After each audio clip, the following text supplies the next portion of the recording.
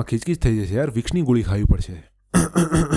1 2 3 4 તારો થયો નામની એક ફિલ્મનું ટીઝર જોયું, જેમાં મેઇન લીડની અંદર આપણને હિતેન કુમાર અને કાજલ ઓઝા કરીને એક એક્ટ્રેસ છે જે આપણને એઝ અ મેઇન લીડ જોવા મળે છે. અને આ film directed by Dharmesh Patel, જેમણે આની પહેલા ઘણી બધી ફિલ્મોની અંદર એઝ અ એડિટર કામ કર્યું છે, ઘણી બધી ફિલ્મોને એડિટ કરી ચૂક્યા છે અને આ એમની પહેલી ગુજરાતી ફિલ્મ છે, આ એમની ડેબ્યુટ ગુજરાતી ફિલ્મ છે. પણ બહુ જ ઇન્ટરેસ્ટિંગ એવી વસ્તુ એ છે કે આ ફિલ્મની જે એક્ટ્રેસ છે, જે મેઇન લીડ એક્ટ્રેસ છે કાજલ ઓઝા, એ જ આ ફિલ્મના સ્ક્રીન રાઇટર છે. એમને જ આ ફિલ્મની સ્ક્રિપ્ટ લખી છે અને એ પોતે જ આ ફિલ્મની અંદર હિતેન કુમારની સાથે એઝ અ મેઇન લીડ કામ કરી રહ્યા છે અને એ પોતે જ એમના લખેલા કેરેક્ટરને આ ફિલ્મની અંદર પ્લે કરી રહ્યા છે. અને એમને એઝ અ રાઇટર આની પહેલા ચાંદલો નામની એક ફિલ્મ જે છે એ 2023ની અંદર જીઓ સિનેમા ઉપર એમની રિલીઝ થઈ હતી અને એ ફિલ્મની અંદર આપણને શ્રદ્ધા ડાંગર પણ one of the key character જોવા મળ્યા હતા. અને આ કાજલ ઓઝા એક બહુ જ વેલ નોન ઓથર પણ છે, જેમને ઘણી બધી પુસ્તકો અને ઘણી બધી જે નોવેલ્સ છે એ પણ લખી છે. અને આ ફિલ્મમાં એઝ અ રાઇટર અને એક્ટર શું નવું આ ફિલ્મ સાથે તે કરી રહ્યા છે એ જોવાનું ઘણું બધું ઇન્ટરેસ્ટિંગ રહેશે.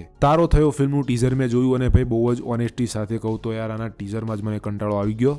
અને આ ટીઝર જોઈને જ હું કહી શકું છું કે આ ફિલ્મ થિયેટરની અંદર મને બોર કરીને મારી નાખશે, ડેથ બાય બોર્ડમ. અને ભાઈ ગયા વર્ષે ઉડનછુમાં જે સ્ટોરી હતી એક્ઝેક્ટલી સેમ એ જ રીતની સ્ટોરી આ ફિલ્મમાં હોય એવું લાગે છે. બે કપલ જે બહુ જ વર્ષો પહેલા એકબીજાને ઓળખતા હતા પણ કોઈ કારણસર પછી અલગ થઈ ગયા અને કોઈ લગ્નની અંદર એમને ભેગું થવાનું થયું એટલે તે પછી પાછા મળે છે અને પછી રેગ્યુલરલી મળવાનું ચાલુ કરે છે અને પછી એ પોતે જ લગ્ન કરવાના ડિસિઝન લે છે જે એમના છોકરાઓને નથી ગમતા. અને એ જ રીતની જે આપણને ઉડનછુમાં આપણને જોવા મળ્યું હતું એ જ રીતની વસ્તુ આપણને આ ફિલ્મની અંદર પણ જોવા મળે છે એવું મને ટીઝર જોતા લાગે છે. Literally same but different. અને ભાઈ હજી હમણાં જ મેં સંઘવી એન્ડ સન્સની જે ટીઝર આવ્યું એનું રિવ્યૂ કર્યું મેં અને એમાં હું વાત કરી જ રહ્યો હતો કે ભાઈ આ વર્ષે લગ્નની ફિલ્મો થોડી વધારે થઈ એવું નથી લાગતું.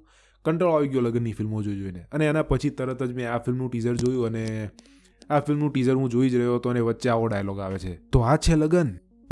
હજી તો થોડી વાર પહેલા મેં વાત કરી જ છે કે ભાઈ આ વર્ષે લગ્નની ફિલ્મોનો ત્રાસ વધી ગયો છે, ત્યારે તો મેં બીજું એક ટ્રેલર જોયું અને એમાંય લગ્નની પાછળ તો હાથ ધોઈને પડી ગયા છે આ લોકો.